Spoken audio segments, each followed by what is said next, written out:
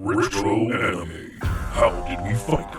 How does it hold up? Unpacking the ins and outs of being an old school nerd and proving that 80s kids can't remember a damn thing right. These are the mindless midlife musings of the anime nerd. Welcome to Mindless Midlife Musings of the Anime Nerd. I'm Rick, and I'm joined by the rest of our panel, Vic, Brian, and Lynette. Hello, everyone. Hello. Hello. Hello. And now in this episode, we get downright fierce and unleash a hadouken as we discuss the 1994 video game anime Street Fighter II movie. So, Street Fighter II movie is a 1994 anime film adaptation of the Street Fighter II fighting game, written by Kenichi Imai, directed by Gisaburo Sugi, and animated by Group TAC or TAC, I'm not really sure how they say it. The film originally released in Japan on August 6, 1994. Now, before we get into the myriad of localizations for this film, I'm going to hand it over to Vic to give us some history on Street Fighter up to this point. Vic? Okay, so Street Fighter II, the game credited with making the one-on-one fighting game into what it is today. Released in 1991 on the Capcom CPS system board in arcades, SF2 invigorated the genre.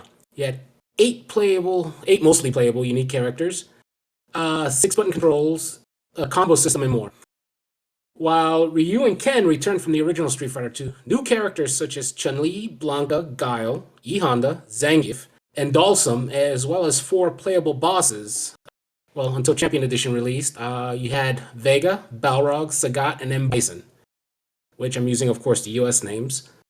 This game not only spawned 4 additional upgrades in arcades, from Champion Edition, which made the 4 boss characters playable, Turbo, which gave us the insane speed upgrade.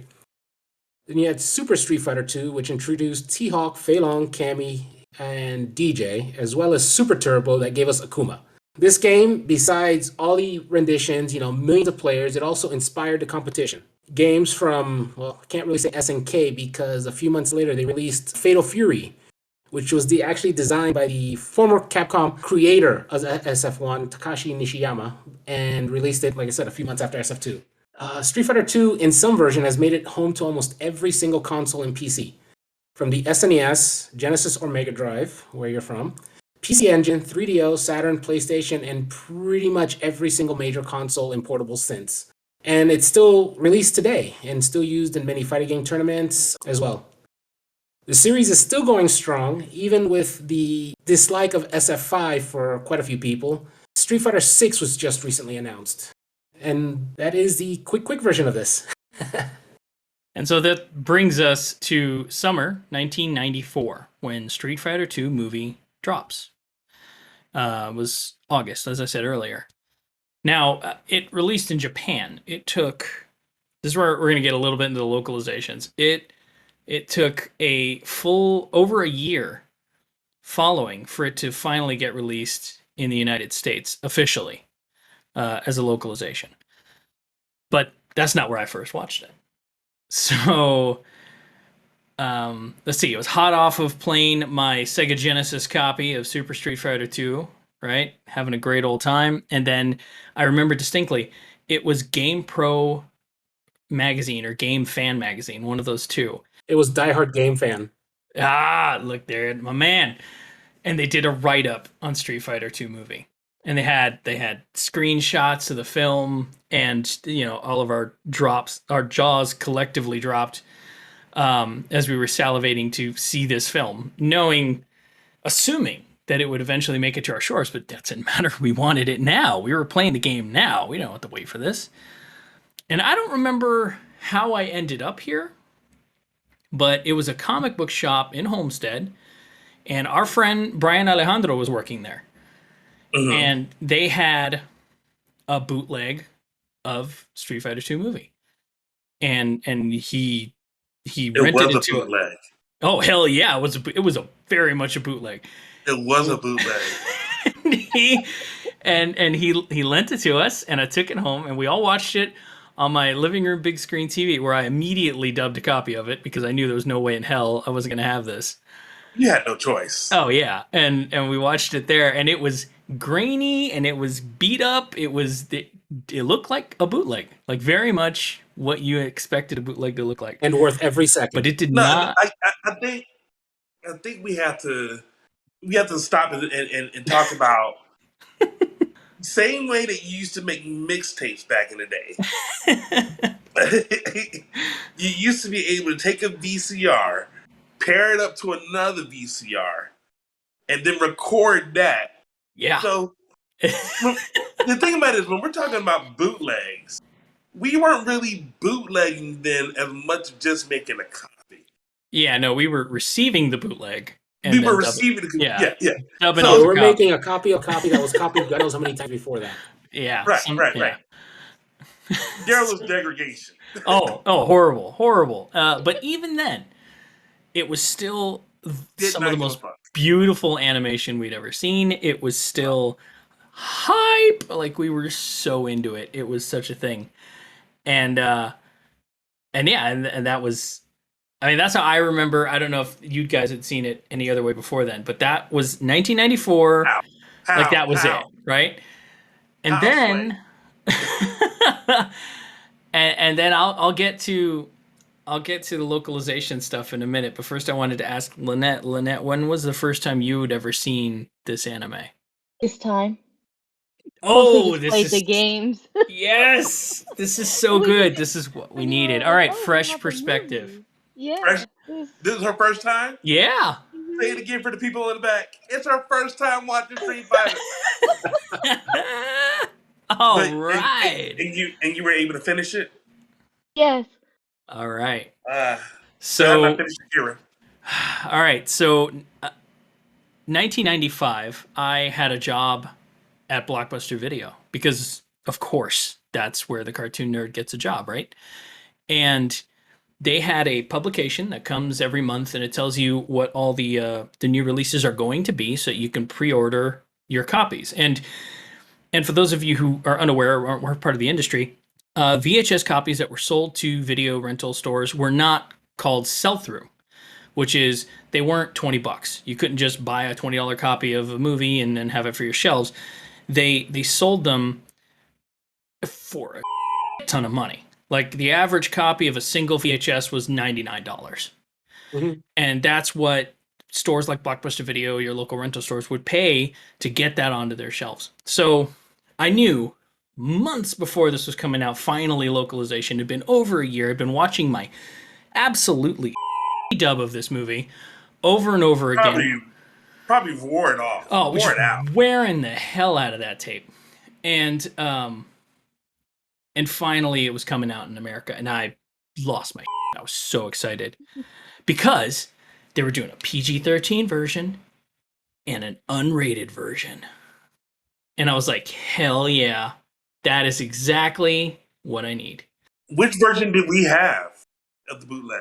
The bootleg was obviously the full unrated Japanese theatrical release.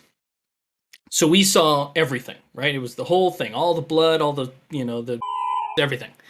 So there were in there? At least. So it comes. Brian's like, I skipped that part. So you must watch the edited version. No, I didn't. I did not want to be the one to say I saw Chun-Li's boobs. I wanted Dick to be the one to say it. Yeah. All good. So the PG-13 version was released. To me, it was the first one I saw. For some reason, I think it's because that's the one that my store had gotten. So I watched that one first. Much to my dismay, very much a PG-13 cut of this film. I was like, where's the blood? What the hell's going on? And then I found the unrated, air quoting for those, version at, I think it was Best Buy or Circuit City, one of those two, and ended up buying it there. It was, when it was released for about $15, so it was really affordable. And much to my dismay, the unrated version was also cut. It was not unrated. And thus begins the long history of bastardized localizations of this movie. Very long. It was released in 95 as two versions, one PG-13, one unrated, both edited. But then they did things to try and westernize it. Like they added profanity for the sake of having profanity. So the unrated version could say and crap and bastard, but couldn't have animated because puritanical Western views. I don't know. So then in like 2004, so we are a full decade from when this film finally released localized or originally, and we still didn't have the full version of the movie released in the United States. So it was a slightly different version of the movie, and it was included on the PlayStation 2 and the Xbox versions of Street Fighter Anniversary Collection. And when that was coming out, one of the questions anime nerds were asking was, is this the whole movie? To which Capcom's not saying a damn thing. Because if they don't say a damn thing, you gotta buy it. So what did I do? You bought it. I bought it. I totally bought it. Of course I bought it. To find out it was the PG-13 version of the movie on the game. Which, as an adult, I completely understand. It made perfect sense. This is a game that 13-year-olds are going to play. You don't want their mom walking in and catching Chun-Li's on the TV. Going to be bad. Let's just call a spade, right? So here we are. It's been 2006. It's been 12 years since it originally dropped. We finally got the full Japanese version of this film. And it's about damn time, is all I got to say. Now, this isn't just, I want to be clear, this isn't just about blood or boobs. This is about the Japanese audio, which was not available to American audiences at all up until this point. Not easily, at least. And now, finally, 2016, we got the penultimate release from Discotek on Blu-ray, which has the PG-13, the unrated, the UK unrated, the Japanese, the English with Japanese audio. Like, they did every version you could possibly want to see of this movie, finally, on Blu-ray. So props to Discotek for that one. I know that delves way out of the 80s and 90s, but I felt like I needed to take you guys on the journey that this movie had. It is probably one of the most controversial localizations of an anime, not just because of how bad they it up, but also because of what it was. Street Fighter was enormously huge and popular. For them to drop the ball this hard, this many times over the years, pretty amazing. So after all that hullabaloo, was it worth it? Right? Was this even any good? Yes. Man, so I don't have a lot of mindless musings to discuss on I'm lying. I've got pages of notes, but I really wanted to ask first and foremost. Obviously, for the three of us, gentlemen, first time we ever saw it, bootleg in the original Japanese. Your living room. Fan base subtitles. Lynette, your first time just this last week. Did you watch sub, dub? How'd you approach it? I essentially just clicked on it in your library, and whatever it gave me is what I watched it as. I wanted to see what it was set at as a default. So I got the English. Oh, okay. I'm sorry. English version. But I still enjoyed it. Yeah. I saw a lot of dated things, like when Guile has this serious conversation and then ends his sentence with a flex. Couldn't kind of figure out why he had to flex his muscle, but Oh, man. That was hardcore all the late same. 80s, early 90s period. Guile is like a caricature of Arnold Schwarzenegger as an American Air Force agent. He's something So you else. get Arnold and Dolph himself in the Lundgren and you just blend them smallest together car. and it's Guile. In the smallest car possible. So I didn't Yeah. know. Yeah, it's a Ford Mustang. Like, how big is Guile? Dude was like crushed in there. Like, no way. His hair is all smudged. That's why it's flat, because it's pressing against the top of the car. Oh, man. Find my notes here. I kind of wanted to ask you guys a little bit about your history with the movie and Street Fighter. You played the game, obviously. I know you did. We've all played each other in the game. this movie with its animation, it really did just kind of change everything for us. Do you feel like this anime is responsible for the fighting game anime boom of the 90s, or do you think that distinction goes to somebody who came before them, like say Fatal Fury? That's a good question because like Masami Obari's designs in Fatal Fury, I think sold it, but at the same time, they were the animation itself, the anime itself was a little cheesy, to say the least. Yeah, Whereas Street Fighter took itself seriously. Are we asking whether or not this movie, for all the video games that's been made, the animes that were made as a responsible? Would this one the kickoff to it? yeah, because this was tremendously successful in Japan. Over here, it didn't even get a theatrical release, but in Japan, it was tremendously successful. It came in, I think, at number 5 for the year over there, or something like that. I'll have to check. But so it was a huge hit. But it wasn't long after that. So before it, there was Fatal Fury 1, 2, and then the movie. The movie came out like a month or two before Street Fighter 2 did. And then after that, for a good decade, it was anime after anime after anime after anime. It's like anime studios were grappling to get their hands on some kind of fighting game license. I made a full list. I'm not going to go through it, but I'm going to give you a couple. Like Samurai Showdown, that came out later that year. Street Fighter 2V, the series, that came out the following year. Virtual Fighter, Ballerina to Shinden, Voltage Fighter Go-Kaiser, Night Stalker, or Darkstalkers, Night Warriors, Tekken, Psychic Force, Power Stone. Like, everybody wanted their fighting game made into an anime, and everybody was making fighting game anime. And I guess I want to say, I feel like this set that in motion. I think two things we gotta possibly discuss it is that we basically combined two of Japan's biggest exports, other than we're talking about anime and video games. It's a perfect merger for them to say, we're going to put them both together and go from there, you know. But it was a match made in heaven for them to do that, you know. Yeah. Even the how cool would it have been to say, hey, even had the video game animators. They're the ones who are doing the principal drawings on these movies.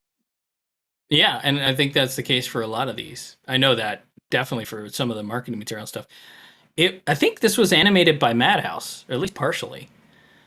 Because I seem to remember them being miscredited in the American release as Mudhouse. Let's see. But yeah, man, so this opening sequence, the stormy battle with Sagat, the first time we watched this, I didn't know until he got scarred that we were looking at SF1. Because everybody looked like adult. And I think it was at that point that it was like, oh, this is the end of Street Fighter 1 is what we're watching. He's getting his ass whipped. And then it cuts into the epic title sequence with the guitar roaring and all that. And then it moves into the story. Now, one of the hardest things to do with an anime, even harder with an anime based on a video game, is dealing with a cast this size. Now, Vic, you'd mentioned before, there was 8 World Warriors, an additional 4 boss characters. And an additional 4 more characters. And by the time this movie came out, you could tell like the 5 last characters, so the Super Turbo characters literally had seconds on screen. Right. With the exception of Cammy. Fei Long. He got a whole fight scene. And T-Hawk. Yeah, T-Hawk. So, fun fact, Bryan Cranston is the voice of Fei Long in the English dub. Mr. Breaking Bad himself. Yeah, he was operating under a pseudonym, but he's the same voice actor that did Isamu from Super Dimension Fortress Macross Plus. Well, it wasn't Super Dimension Fortress, but Macross Plus. So one more question. More statement. You mentioned the intro to Street Fighter. Yeah. And I thought that intro kind of reminded me about the same intro that you had to the video game. Where it's dark, and then you start seeing Flash and Ryu. Flash, and he comes in. Yeah. full character, and the last thing he does is hadouken.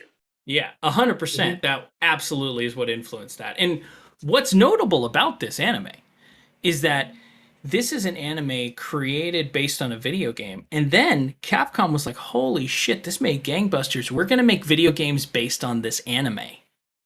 So they went full circle with it.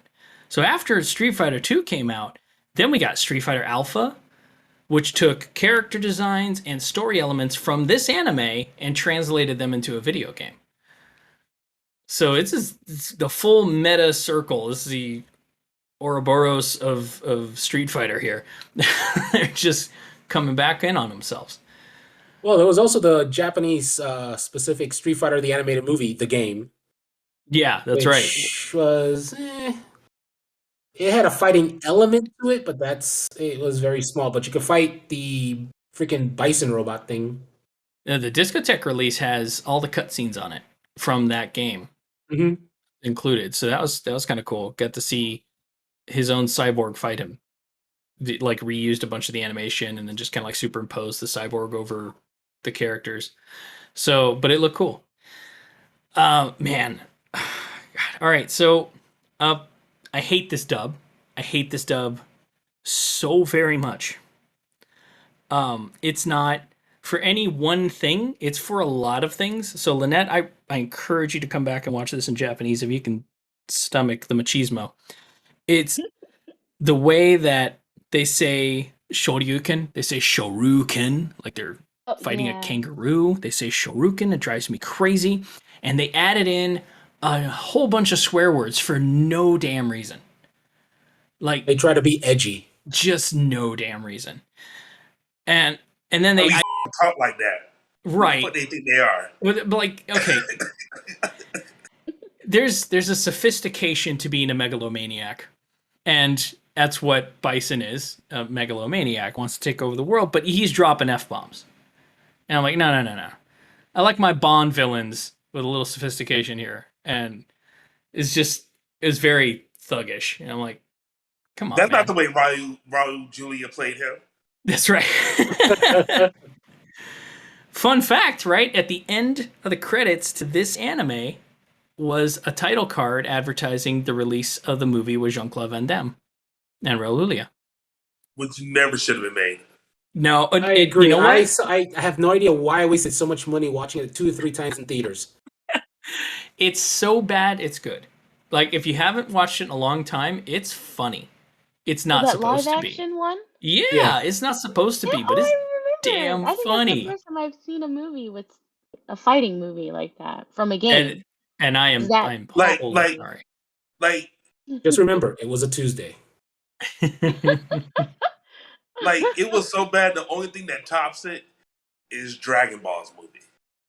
Oh man, did you see? That's bad. But did you see? Okay, I don't want to devolve into slamming video game movies, but we kind of have to slam a couple of them here. Double Dragon was a movie, came out in the 90s. That was a shit show. With Mark Dacascos, though. Yes, Mark Dacascos, love the man, fantastic martial artist. It was a terrible movie. Yeah, Super Mario was horrible.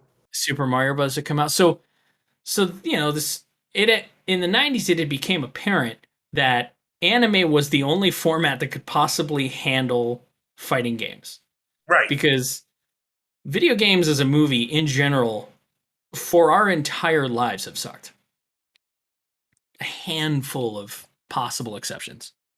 And the thing about it is that there was this huge in the 90s, like, you know what?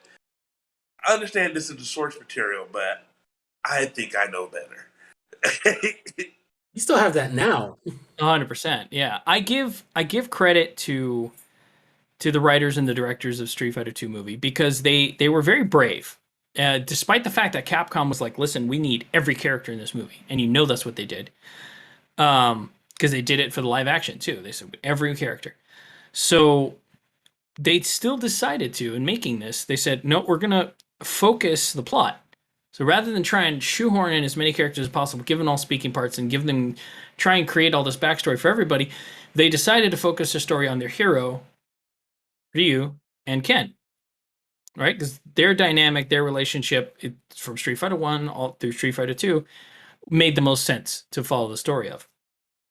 So I give them credit, but then also being smart enough to know that some of their most popular characters, Chun-Li, Guile, like they needed more fleshing out too.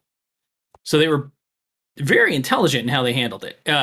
Probably pissed off a couple fans, like whoever is like a huge DJ fan. That one guy, he was probably pretty pissed. DJ was only in it for like a second, but I mean, like everybody else, But he was there. he was there. He had a line. He threw a kick or two. You know, it's so Yeah, whereas Akuma just sat on a wall. much to Vic's Akuma's in dismay. Calcutta. He's there. Akuma's handing out fruit in Calcutta, so you know. Like, why are these robots not seeing? He's right there. Right. Guy who you're looking for. Cause yeah, you walk down the They knew street better. and you see a dude with spiky red hair and muscles as big as a barbarian brother, and you're not gonna go, this dude probably can f people Yeah, up. fine. I should check him out. No, they knew better. They just stayed away. You're like, you know, they in my head are like, no, we checked his power level. He's probably beat the boss, so we're not going to get him. Let's not bring him up. Let's not do that. Oh man. So yeah, it's some characters are horribly underused. Sagat, horribly underused. They gave him a time to shine at the beginning, in his end of Street Fighter 1 kind of thing. Cool. Cammy was horribly underused, and she was very popular as a character. So the movie's not without its faults, but it's also arguably the best video game anime adaptation still to this day. Easily. Right? Easily. And maybe we'll use this as a litmus test for how to rate to Street Fighter. Honestly, this is my litmus. So Street Fighter 2 has been my litmus test for decades now. Every time something comes out, I think, am I going to enjoy this as much as I did Street Fighter 2? Yeah, I think as far as fighting games go, fighting game anime titles go, for sure. Yeah, I don't. Overall, I'm not sure. I'm going to get you on the record for something. Which movie do you prefer? Street Fighter 2? Yeah, you can only take one movie. Either Street Fighter 2 or Akira. Me? Akira's the better movie overall, but that's overall. Now we're talking about specifically fighting games. Street Fighter is the better movie. No. Which Again, you can only take one movie. One Other ones get on thrown away. Akira versus Street Fighter. Akira's arguably the better movie. Lynette, you have 2 cents on this one?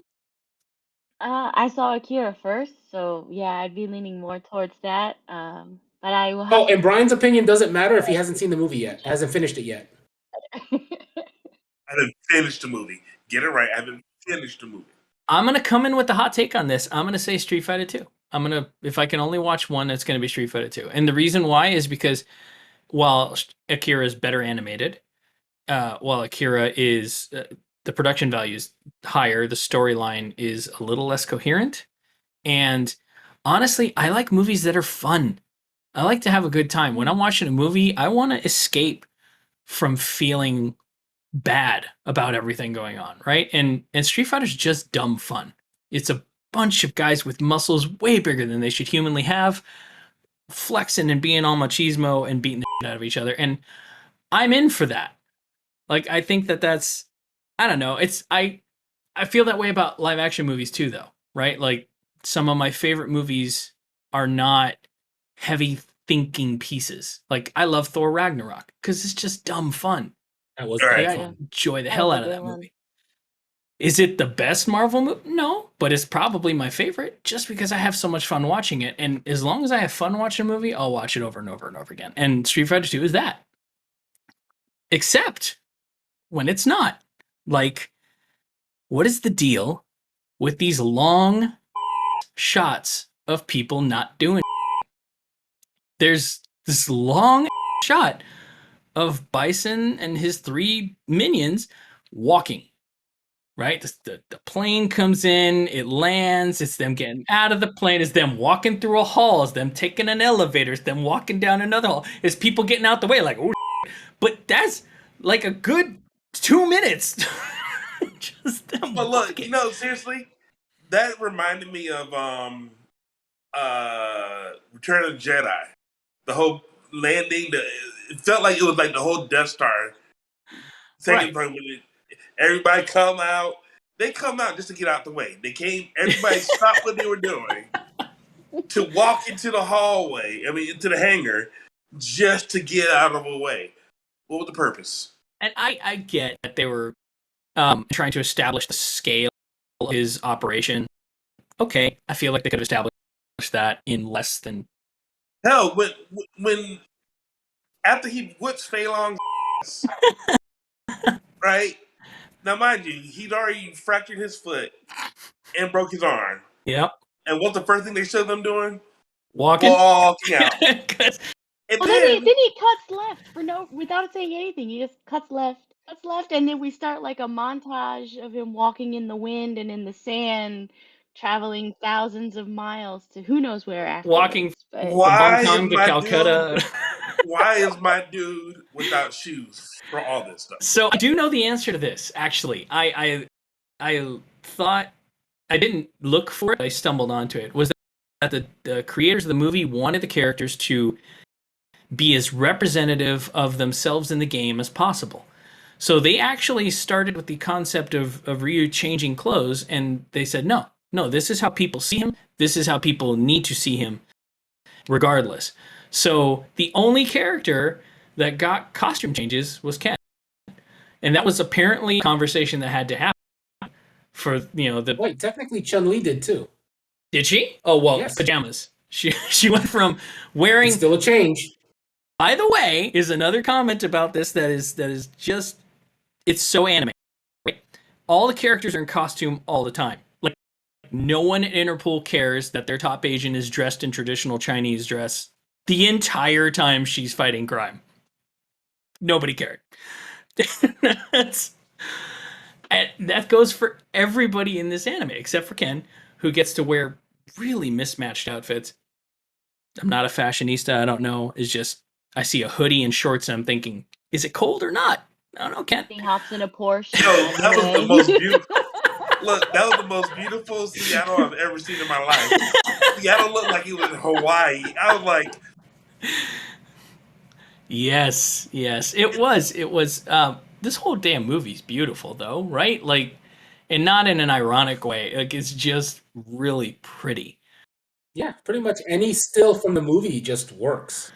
Even Calcutta, which is arguably the place in the whole movie, still looked pretty damn good. It wasn't. I don't know. That's a testament to the animation team. Really, they really did just deliver on this, and you could tell that their money and love went into the project. It's like I keep on thinking about Shadowloo. Or is it Shadow Law? Shadow Law. It's Shadowloo. Shadow Law. So I keep on thinking about them as an organization. And let's say based on all the evil henchmen hideout headquarters that they possibly could have had. Right? A mountain where you have giant face. A face that's been carved on. And really, that had no other purpose other than to open or close. It didn't have no other defenses on it. Nobody put anti-aircraft in there. Because guess what? At the end of the movie, they just saw a whole bunch of planes come on over and blow the up. So you need to tell me the only thing you did was made a big door. That's how a megalomaniac works, right? That's why, to me, Bison is like a Bond villain, right? Because what is the most vain thing? Is like, my gate will be a giant head, 25 stories high, and I'm gonna park my VTOL aircraft in it. Like, that's just... it's the most Bond villain thing ever. And that's the thing. It's 25 stories high, and then you get to see how massive it is. Like, it's on the top of the mountain, and then you see, I'm like, bruh, come on. And his operation is so big that he can finance all of these things. We don't know where Bison's money comes from. He just can finance this to the location. Yeah, nobody can find him either. No. He's got a place big enough to house probably tens of thousands of staff, and So this is a real. This is So a he's a Bond real. villain. So I was watching. Well, it was something recent, and they were talking about um, like how drugs are moved, like from. It was Lindsey Graham, and Lindsey Graham. There's a huge rabbit hole, but I got to get in this part.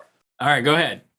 Lindsey Graham was making a statement talking about how drugs are moving from Afghanistan, and we have drugs and oxytocin and heroin that's being moved from Afghanistan that's eventually making its way up into Europe, and how it does that. And the amount that they were moving was like half a ton, half a ton. Okay. About 1,000 pounds. Right. This movie, they're moving 5 tons of cocaine. Well, I mean, clearly, if you have psycho power, you can, control these things. I feel like, so that's why I say Bison's a Bond villain, right? Because the ludicrousness of his establishment, and also the fact that he's somehow, despite dressing literally like a dictator, has control of all these, like, obviously he's controlling intergovernment agencies, and he's controlling, like, his party with all these really affluent people pouring champagne on women's legs, and like there's clearly a lot of powerful people at this thing who don't know how to drink apparently, but that's right. Like, so I think that's all supposed to establish his Bond villain status, which, come on, it's what he is. And now Lynette, you saw it in English, so did you catch, I don't know, it's the stupidest Easter egg ever, how one guy introduces his partner as Mr. Beavis. No, I didn't see that part. I missed it. So when they're in Las Vegas and they're talking, and all right, I'm gonna come clean. I didn't just watch this movie. I watched this movie 3 times before we recorded. So I watched it Oh, wow. I watched the PG-13 cut, I watched the UK unrated cut, and then I watched it in Japanese. So because I really wanted to have my homework done for this, because I'm very passionate about Street Fighter 2. So in the English versions, there's audible dialogue between all the people at the Vegas casino event, and one of them introduces his business partner as Mr. Beavis. I don't know if that was just a 90s, like a really 90s reference to Beavis and Butthead. Why? Why? That's all I want to know. Is why? There's so A many writer things you probably could have just wanted to sneak it in. Man, I hate this dub. I hate this dub. And again, this is another thing that they did in the damn dub is Shadow Law versus Shadow Lu. In the English dub, they call it the Shadow Law, and in the Japanese version, it's Shadow Lu. That's just the whole organization, Shadow Lu. And maybe they did that because the American release referred to the country as Shadow Lu, so they, of the live action movie, they made the country Shadow Lu, and so they decided they're going to just roll with it and call it Shadow Law. I don't know. It could even boil down to the fact that they had different names for the 3 of the bosses between, Japan and the US. To the point that it still torments tournaments today, and they just call them by their nicknames. Yeah, so now that's worth mentioning. I know it's a game thing, but I mean, yeah. So in Japan, Vega, Balrog, and Bison the names are attributed to different characters.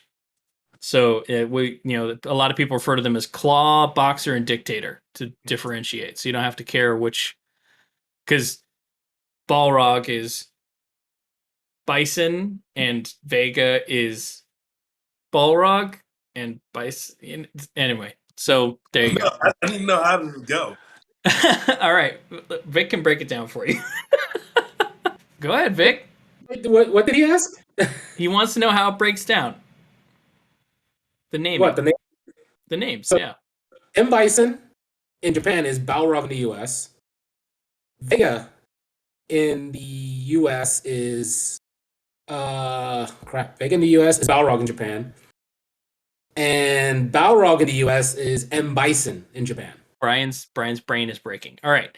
The claw guy from Spain, the blonde Spaniard who's bloodlusty, in Japan is Balrog, but in America we call him Vega. Kind of makes sense. Pretty intelligent move. In Japan, the dictator guy with the Bond villain status is Vega, and in America we call him M. Bison. And in Japan, the boxer is named M. Bison, an obvious play at Mike Tyson. So they brought him over, they switched the names around so they could call him Balrog, and then everything else just kind of fell into place. Okay. Yeah. So I think we got that cleared up now, right? Okay. So now we're never going to mention these guys by name again. One more thing. Somebody else did have a wardrobe change. Who? Saget. Oh, yeah. Straight up. You're right. I mean, he still doesn't wear shirts because, man, if I had that many muscles, I wouldn't wear shirts either. But he did go from his Muay Thai shorts to like Cambos. Cambos. What size shoe was that? Is my question. It's like 25, I think. 25 wide. So actually, it's, one of the things I love about animation is when animators do things with characters that maybe people don't notice. And they did something with Sagat, which was really cool. It's so subtle, but I loved it. And it's when M. Bison, again, we're talking dictator, is watching video, all right, let me set this up. So Bison's in his plane and he's flying and he gets a video call from his little bald psycho doctor guy. And he's like, "We've collected footage you should see." So then he's like, "I'm on my way." So then he turns the plane around, goes back to his giant head base to go back to his big fancy swivel chair to look at a bigger TV so the guy can video chat with him. And then have the nerve to say, "I've been expecting you." Just letting this sink in.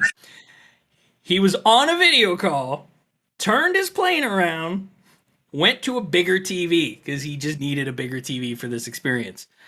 So then, not nothing. Turn the plane around and walk 3 miles back to my chair. Anyway, he gets there and they pull up the footage of Ken, and Ken's doing the Shoryuken thing on T-Hawk, and they're like, "We've compared his data to Ryu," right? And then they pull up footage of Ryu, and Sagat gets frustrated. Like he like visibly tenses up his muscles and he like shifts and like he's uncomfortable. And it's so subtle. And I love when animation does this because I bet none of y'all even noticed that. Like he's not even all the way in the frame. It's just half of him, and his muscles tense up, and he shifts his weight like he's just pissed that Ryu's even on the TV. Well, that's because I can tell you why he's pissed. Because in the first of that, Dictator is asking about Ryu, and with Saget behind him, he's any man who can hit the crap out of Saget. That's the guy I want. So Saget knows he's out of a job.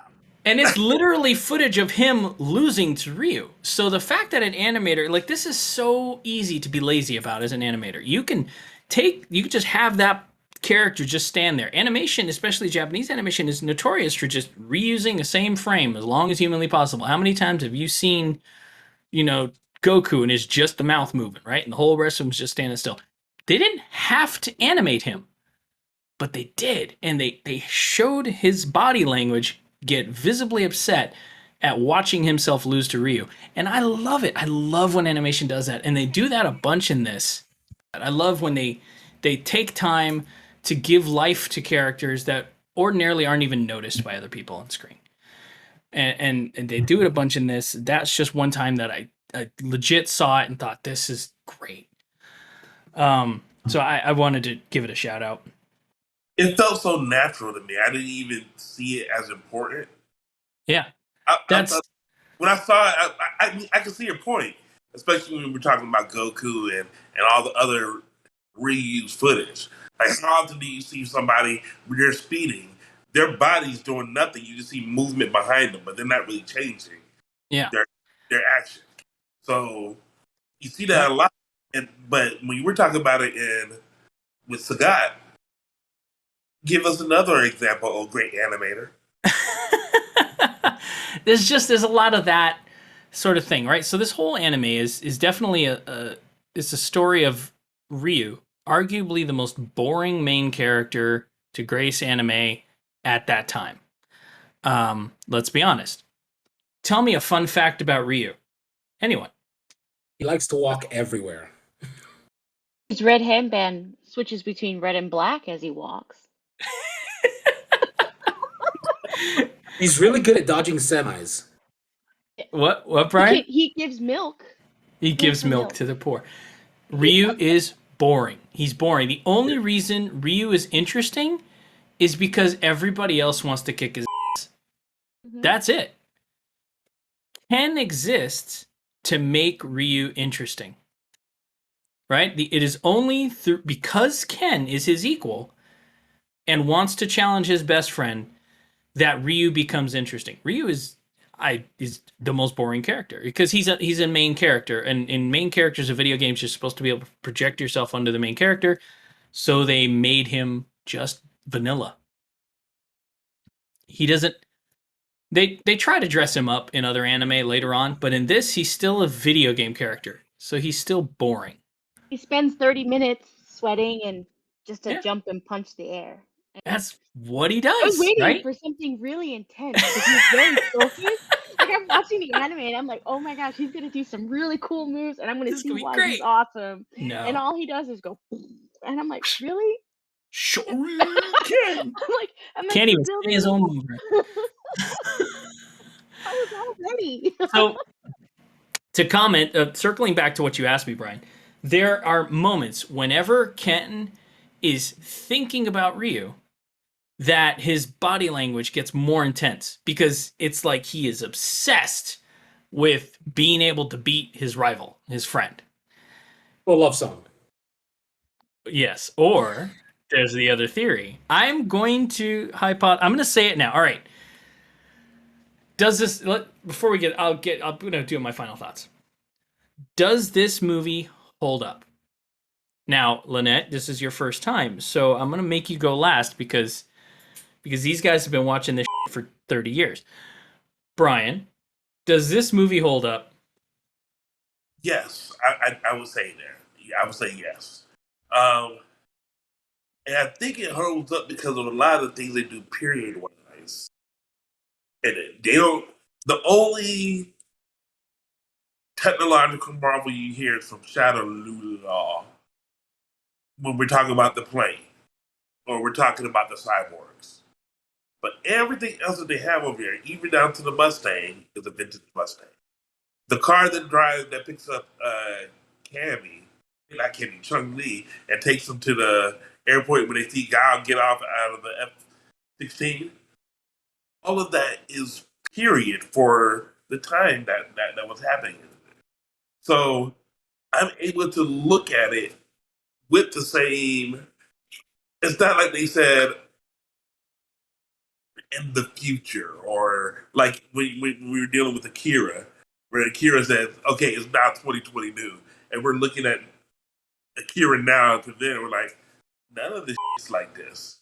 They kept it in that time, and that's why I was able to stay in there. The same way I could look at Top Gun and watch Top Gun and say, you know what, this still holds up because they didn't try to make it more or bring it forward. They just kept it there, and that's why I feel it holds up. I dig it. I get it. Yeah, I agree. I think that because if you approach it from a vintage standpoint, then it feels like you can revisit it. It's ironic because we're not covering it, but Street Fighter Alpha, the anime, takes place before Street Fighter 2 would have taken place, but in that anime they use cell phones. We'll get to that when we finally review that anime, but it's worth. I was thinking of that as you were talking about the eras. Vic, do you think Street Fighter 2 still holds up? I do, and I actually agree with Brian. It's a great period piece for the time. I mean, being released in 94, it was very accurate to 94 visually. And well, as someone that owns, no joke, over 20 or 30 versions of Street Fighter 2, I'm always up to watch the movie. If it's on, I'm watching it, regardless. Now, yes, I would rather watch the Japanese version as opposed to the US or UK dubs, but it is what it is. If it's on, it's getting watched. So, Lynette, this was your first experience with the 1994 Street Fighter 2.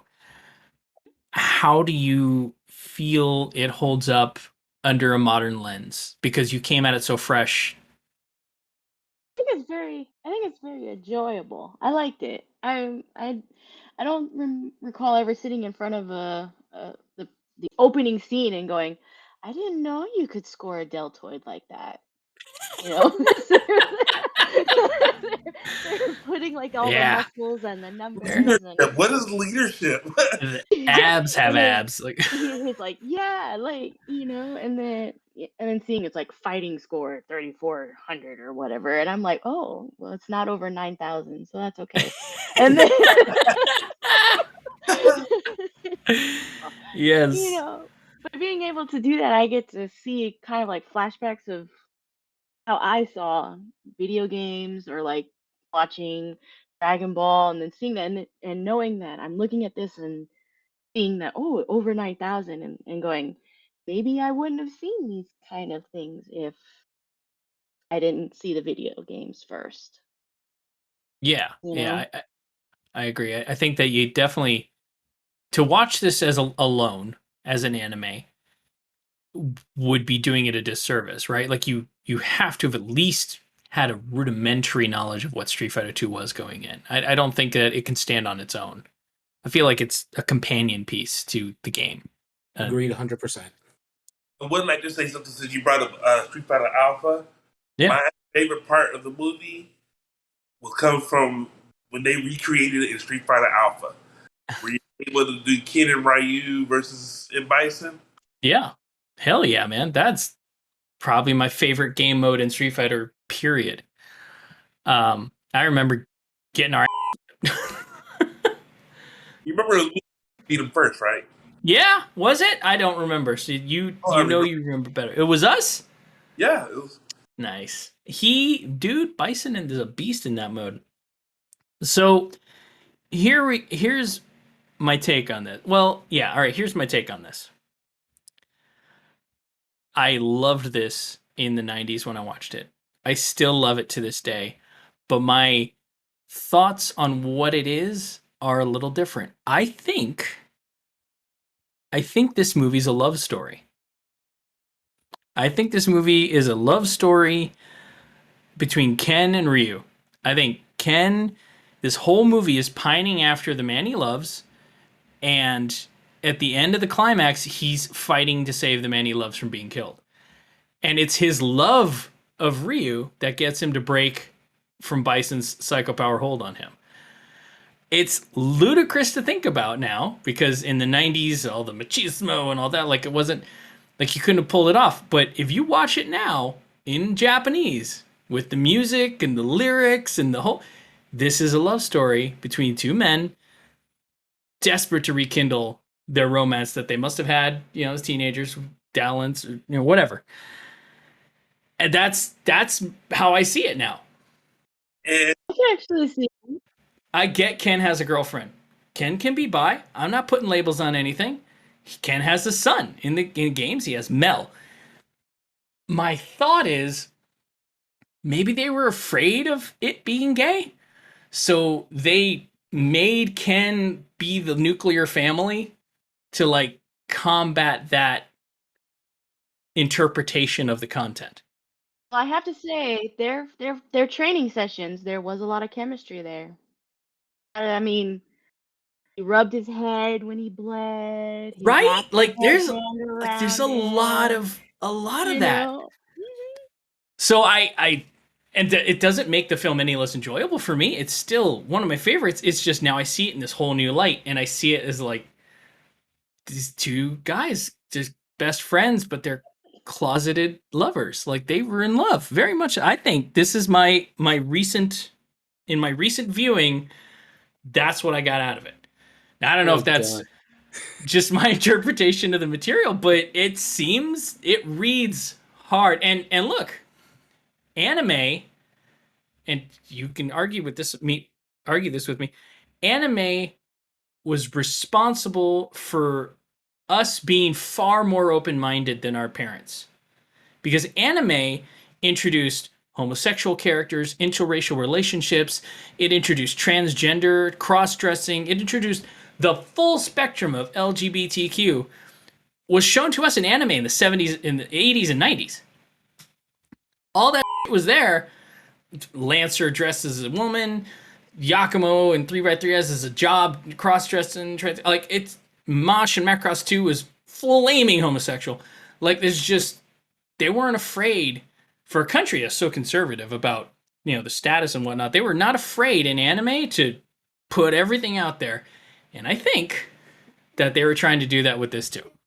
Oh God, if people could just see me, I was laughing almost the entire time because that one episode of Scrubs, where JD and Turk are singing "It's Guy Love" to each other. It was that's Guy all love. that came to mind. Absolutely guy love. That's what this is. I think that let's say this is true, right? It's a love story. Because it is. Call it a love story. I think we can call it unrequited love. I think you could say that Ken was in love with Ryu, but Ryu was searching for somebody else. Ryu was searching for the fight. He was loving the fight. Unavailable. Ryu is definitely the anime trope of I need to be the very best, right? I'm always seeking the challenge, And we found out which was the one that did it, Ryu. Yeah, I feel like, I don't know that he was the first, but he's definitely one of the first that I can recall specifically. Like what is Ryu's entire purpose? To find the next fight, right? That's because, as I established earlier, no character. This man has no character development. He has almost no personality short of being really nice to Calcuttan children. He's got nothing. All he wants to do is beat shit out of people. That's all he's got. So, yeah, unrequited, maybe, but maybe it's because, I don't know. He never gave Ken a chance. He didn't have a lot of speaking parts either, if I remember correctly. No, throughout the whole movie, he probably had just a few, just like a handful. He talked the most at the end. Yeah, when he's trying to save Ken. Yeah, like any other time, he was just like, "Here, have some money. I'm sorry I bumped into you." Yeah, like E Honda's got a wad of cash, and he's like, "Here, have some money," and Ryu's just like saying nothing. He's like, E Honda just don't shut up. He's like, "No, because we're Japanese, man. Have some money," and Ryu just nothing. So you remember we were talking about this with Food Wars, and we said that in Food Wars they had this whole thing where they made a whole region, Texas, because they were doing the whole their country. So they gave them a whole dialect, right? Right. The second time, well, the first time I would have seen that would have been with E Honda. Because he's specifically calling that, and he seemed to have this Yeah. almost southern draw to it. Yeah. It definitely wasn't Japanese or bravado. Cause we're brothers. Yes. I hate this dub. All right, so yes, that's absolutely right. And that's, man. I think it's cute that everybody has a 6-pack. Sick. They got like a 12-pack. They got a case. Even Honda, the sumo wrestler, he had a 6-pack going on. Oh, hell yeah. 6-packs had 12-packs. Honda's the physical embodiment of what every sumo wishes he looked like, right? Because he's like thick as hell, but still cut. Like that's even feasible. Like 400 pounds of pure muscle. Yeah, he was all chiseled, and I was like, "What?" He was like Kingpin, but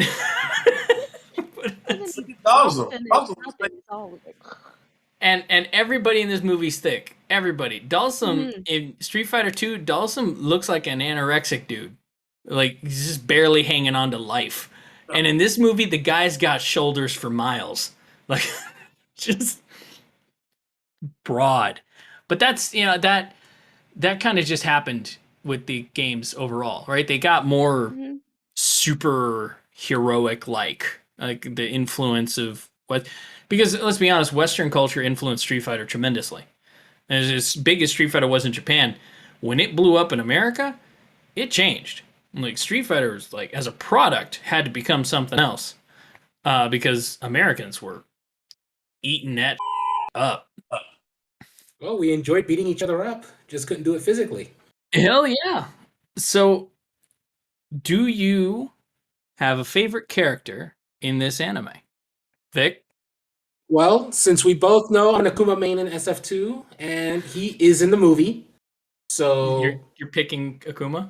I mean, sure, he just sat there, but I'm He had okay with that. a lot of character development in this one. Uh, uh, Lynette, do you want to go? Yeah, I'm gonna have to say I always fought with her, Chun-Li. I am very happy that in the anime they did not give her monster thighs like they do in the game.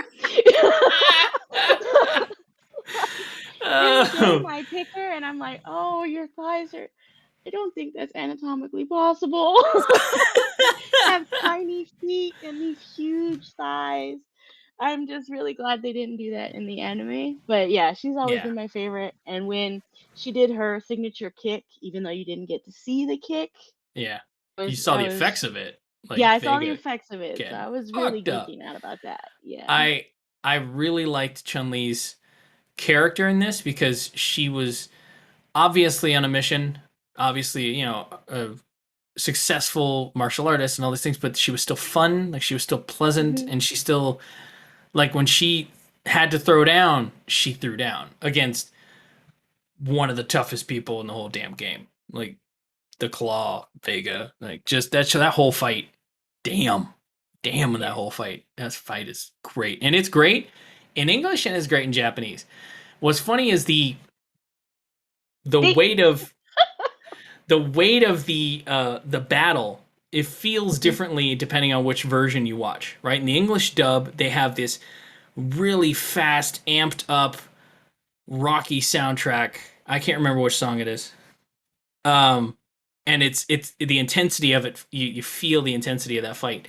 And in Japanese, the song track of choice is this like deep emotional ballad.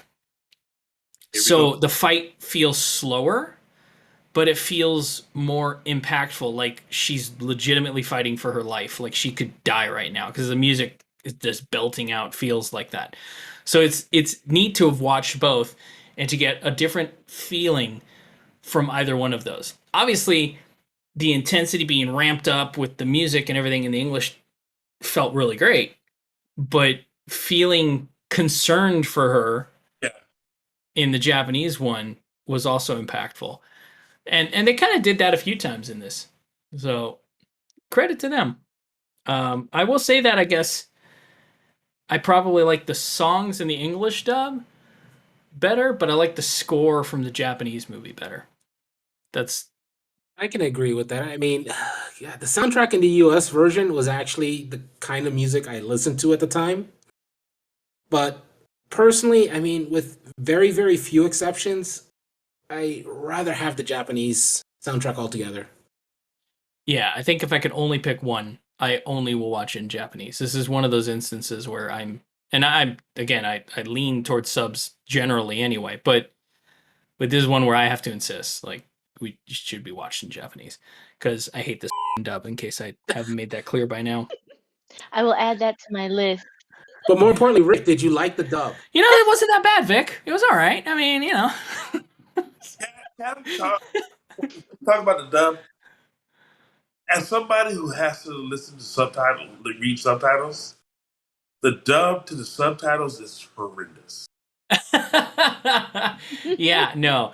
They did that thing where when they localized it, They're like, we're just changing all this to fit our narrative, how we want it to sound. It's almost like when they dubbed it, they said, this isn't macho enough. We need to dial up the machismo. We need to the male toxicity has to go to 11. It's like, do you see how big everyone is? We need to inject steroids into it. Yeah, and to me, that's how the dub reads. The dub feels like 12 beers in macho bull. kind of thing. That's my opinion. The Japanese character actors, the Japanese voices feel softer, not weaker, just gentler. Like they're not roiding. They're not out to just end your life. Like they're in it for the purity of battle or whatever the you want to say. But there's something about that when they brought it over, they got every gravelly voiced actor they could hire to voice these characters and try and dial up their dialogue to make them sound like, I don't know. But of course, My favorite character, Ken? Ken. He got the character development that they were looking for and trying to give to Ryu. 100%. Absolutely. I'm not saying this as a Ken player, even though he is my main. It's that he got the most development. He had a legitimate arc, and it had a beginning and an ending. He had conflict. Go ahead. Sorry. So, do you think this would have been an even better movie if it was Ryu that was captured and Ken had to, not being as strong as him, still come and save him? Oh, yeah. Absolutely. I think that's what should have went.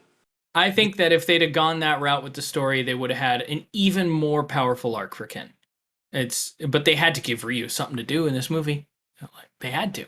He had jack. He was punching air on Pride Rock for 25 minutes. Right? I mean, he's been the main character since SF1. Absolutely. And you couldn't even get to Ken unless you were Player 2. Right.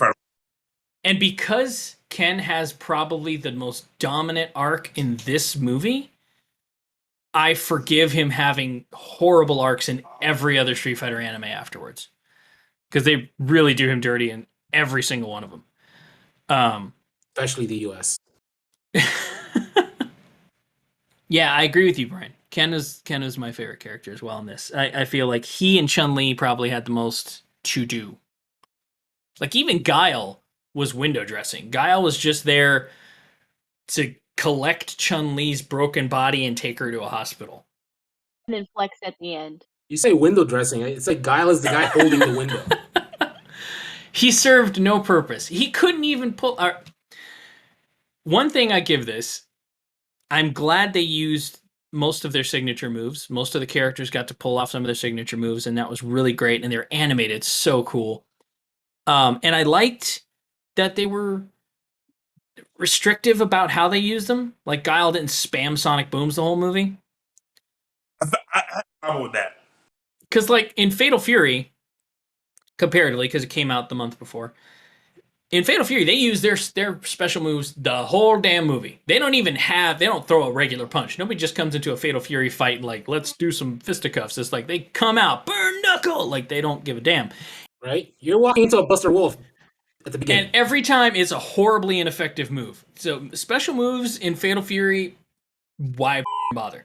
Special moves in Street Fighter, they do. Like, when they land a Shoryuken, somebody's going down every time. Except for when Ryu's punched in the air. Every other time they deliver it, somebody gets knocked the fuck out. Hadouken, less so. But like, Guile miffed. He used both of his big special moves and not one of them connected. He could not succeed in this movie at all. Couldn't save Chun-Li, couldn't pull off a flash kick, couldn't land a sonic boom, couldn't fight Bison, couldn't avenge Charlie. Nothing. He was window dressing. It was the hair. The hair ruined him. It did Guile. I know it's nobody to say Guile was their favorite. Nobody. No. But he was never, like, I never mained him either. I liked his story in the game. And they could have used that more. I mean, they did in the live action, and look how that ended up. But yeah, man, he got shafted on this one. Cammy's story could have been great, but they didn't use it because they couldn't, right? They were more focused. Like, Cammy had come out like the 6 months before. They were probably well into animating this when they were like, "Oh, you need to include Cammy," and the animator's like, "Oh." So, I think overall that's the best. Yeah, Ken was the best story arc in this, and Chun-Li following that. Except she's a little at the end when she was fucking with Guile pretending to be dead. Screw her. It's not nice. Oh, man.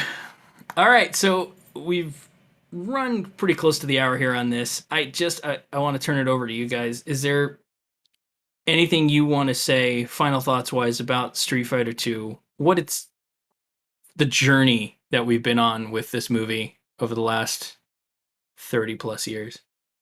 Vic, I'm gonna let you go first. Of course, you're gonna let me go first. Because I love you, buddy. So, I mean, God, I mean, there's not much else that we could say besides everything that was said over the near last hour. It's definitely a movie of its time, but it's also great because of it. You know, at the time, to have a movie of that caliber mimic so many aspects of the game itself, because usually when you get a movie tie-in or a video game tie-in, at the time it was usually on the high cheese level. And this, I mean, sure, it had aspects that were a little cheesy, but not horribly, but it just worked, and it worked well at the time. And because of that, it just carried on. I mean, the story in this movie is 10 leagues better than, let's say, story mode in Street Fighter V. So it was just a great movie based on a great game. Yeah, I agree. Lynette, what are your final thoughts on Street Fighter 2 movie? Made me want to go and pull out my old Sega Genesis and grab my Street Fighter game. But I enjoyed it. For the dub version, I did enjoy it. Now I'm gonna go watch it in the sub version and enjoy it even more. But I thought it was pretty fun. Yes, witness the love story of Ken and Ryu and experience. Yeah, I did. I busted out the game after watching this. I'm like, God, I gotta play this again. I missed this. It had been way too damn long. Brian, final thoughts on Street Fighter 2 movie? I think they did let's say it's a love letter, but it's not a love letter between Ken and Ryu. It's actually a love letter to the fans of the video game. Does it have all of your favorite? Do your favorite mains get all the time that you want? No, but mine did. So everybody else can suck it. No. That feels like a personal attack there, Brian. But the first time I beat M. Bison, it was with Guile. I remember it. He jumped up and I did the backbreaker. Yeah. Killed him. So Guile was in there. We already talked about the whole beating it with Kid and Ryu and playing in Street Fighter Alpha. And the first person who I beat the game when it came to Super was Fei Long. I mean, it was made for me, and you guys just got to see it. Yes. If not for anything, watch it for Brian. But all your people that they had a wonderful formula, and you're not going to be able to make a movie on the video game based on everybody. You have to choose who's going to be the main character and let that character shine. Maybe they'll do one where Ryu does actually shine. It wasn't in. I agree with all the sentiments here. I think that the movie, it does hold up to repeated watchings because it is a love letter to the games and those experiences everybody had growing up, sitting in front of a Super Nintendo or a Sega Genesis on a little 480i screen, beating the shit out of everybody and talking to each other when somebody keeps spamming Balrog's goddamn electric attack. That's all here, right? That's the experience of watching this anime, is the experience of playing that game with your friends. And I think that that's the most powerful thing you can have is nostalgia, right? Nostalgia is a very powerful motivator. And this movie, all it did was bring up nostalgia for me. And not just because I'd seen the anime 1,000 times over the last 30 years, but because I remember what it felt like to love that game. I remember what it felt like to be with my friends and have a good time together and to be youthful.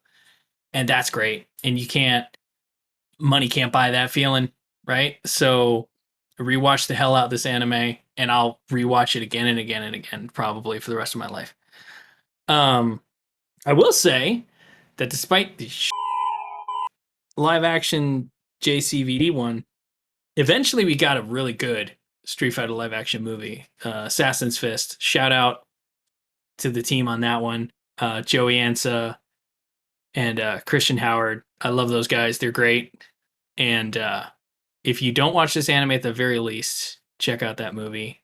It's very much the same thing. It's a love letter to the games in all the right ways. Totally worth it. Oh, for sure. I mean, for those that don't know, we actually did talk to them before at Comic-Con, and they obviously love the game. Yeah. I mean, Mike Mo. We were challenged.